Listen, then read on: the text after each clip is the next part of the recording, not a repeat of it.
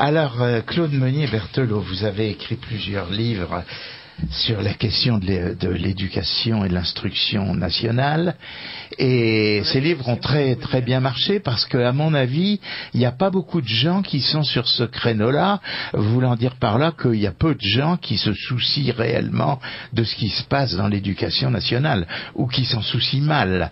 Alors parlez-nous un petit peu de Blanquer, parce que l'idée que les gens se font, c'est que Monsieur Blanquer, c'est un type formidable, c'est l'anti-Najat Belkacem, c'est l'anti-Châtel, c'est l'anti-Lang, c'est tout ce que l'on peut imaginer, et c'est lui qui va restaurer l'intelligence française en remettant le latin, le grec, je suis tout à fait d'accord, l'histoire, la géographie, etc.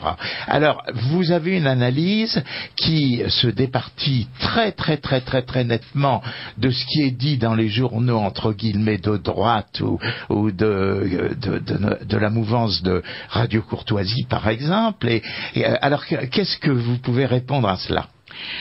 Mais écoutez, d'abord, bonjour chers auditeurs, je voulais dire tout ça, d'abord en préliminaire que je ne fais pas de l'anti-Blanquer et que tout ce que je dis qui va à l'encontre de M. Blanquer, c'est vraiment parce que j'ai les preuves. C'est un bluff permanent. En réalité, on peut reprendre tous les points sur lesquels il prétend avoir agi, et sur tous les points, il y a du bluff. Je crois qu'il tient un peu de Macron, non, entre nous. Alors, écoutez, je pense qu'il a quand même beaucoup d'aide des médias, des grands médias, et malheureusement aussi dans la mouvance de droite, vous avez des personnes qui certainement de bonne foi, mais encensent M. Blanquer.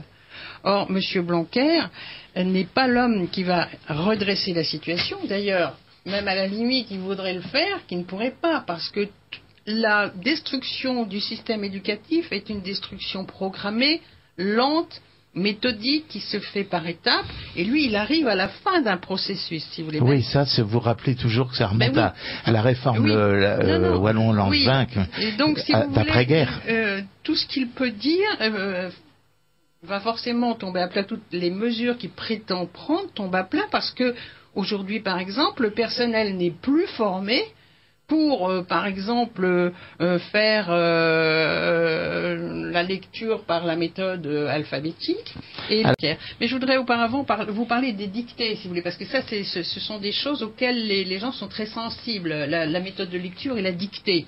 Donc, quand on parle de réhabiliter des dictées, on se dit c'est formidable, alors ce monsieur, et là, c'est vraiment le monsieur Troisième République, voilà, Jules Ferry, etc., etc.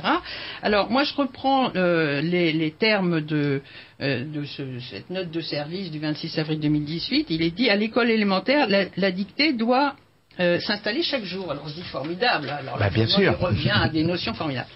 Très bien. Alors, si on poursuit la lecture de la note de service, il a indiqué: les différentes formes de la dictée ont toutes leur place pour consolider l'orthographe lexicale comme l'orthographe grammaticale.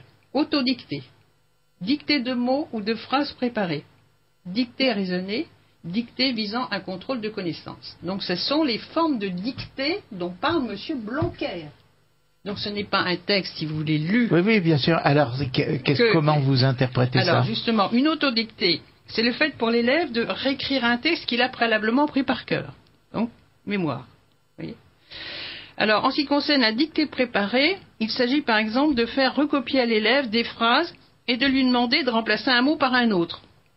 Par exemple, on lui dit recopie les phrases suivantes et remplace on par il. Par exemple, on cherche un chien, connaît-on l'heure du repas, ce dimanche on va... C'est très bien ça. Vous appelez ça une dictée? Non, c'est pas une dictée. Bon. Non, c'est un exercice. C'est un exercice grammatical. D'accord, mais ça n'est pas une dictée, si vous voulez. Hein. Ou alors, c'est pareil, on peut... Alors, un autre exemple de dictée dite préparée, alors donc on donne un texte, si vous voulez, à l'enfant, et ensuite, après, on présente un texte, mais à trous. Et donc l'élève doit mettre le mot... Oui, le mot dans le trou. Si vous voulez, c'est toujours pas de la dictée, effectivement. C'est pas de la dictée, voilà. Et la dictée raisonnée, quatrième formule, est conçue comme un moyen de réfléchir sur l'orthographe. Réfléchir et de travailler avec les élèves sur les représentations et difficultés. Avec, après lecture générale du texte, la première phrase est dite une seule fois et les élèves doivent prévoir la ponctuation qui convient. Alors, soit des points de suspension, soit 2 points, soit un point d'exclamation, soit point d'interrogation, etc. Donc voilà, c'est ce qu'on appelle donc la dictée raisonnée. Et puis, la dictée faisant appel à un contrôle de connaissance, donc c'est en réalité un exercice de mémoire, mais il n'est pas dit s'il est tenu compte de l'orthographe. Donc vous voyez que la dictée de Blanquer n'est pas une dictée. C'est vraiment oui, c'est ce que je dis tout à fait autre chose oui, qui peut être un exercice, à la limite si vous voulez. Ah bah oui, c'est pas mal, mais c'est pas de la dictée. Qui n'est pas de la dictée. Oui. Alors, je reviens sur... Mais est-ce que c'est parce que c'est trop difficile, la dictée, pour les élèves? Mais non, mais je vais vous dire pourquoi, mais c'est tout est lié. C'est-à-dire qu'à partir du moment où vous utilisez une méthode de nature semi-globale, vous ne pouvez pas faire orthographier correctement des phrases à un enfant, parce qu'il ne connaît pas la nature et la fonction des mots, et les enfants ont des orthographes délirantes. Donc c'est trop difficile. Il serait pas capable. Et donc on mettrait en évidence justement les difficultés des enfants, et donc on veut effectivement écarter ces difficultés-là, prétendre qu'on utilise les bonnes méthodes, mais on ne peut pas faire le contrôle par des dictées puisqu'ils en sont incapables. Parce qu'on parle tout le temps d'acquisition de compétences, et puis finalement, oui, c'est on ça. se rend compte que... C'est prendre les choses à l'envers. Ah, oui.